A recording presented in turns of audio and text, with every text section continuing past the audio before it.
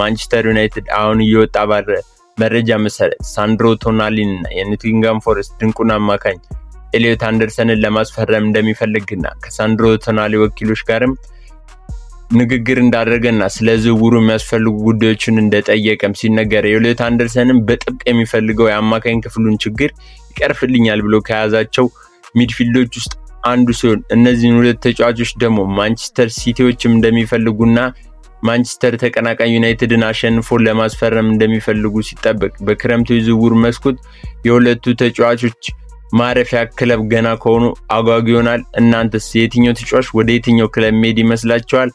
ሌላ ዜና ቴሌግራፍ እንዳስነበበው ከሆነ ማንቸስተር ዩናይትዶች ማይክል ካሪክን የቲሙ ዋና አሰልጣኝ አድርገው ለመቅጠር እንደሚፈልጉና ገበያ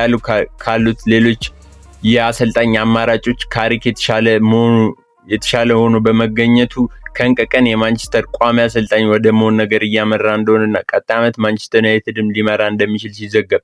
በተያያዘ ዜና ሃሪ ማጓየር ከማንቸስተር ጋር የሚያቆየውን የ1 ዓመት ውል የፈረመ ሲሆን እስከ ሰኔ 27 የሚያቆየውን ለመፈረም ከማንቸስተር ዩናይትድ ጋር ከስምምነት እንደደረሰ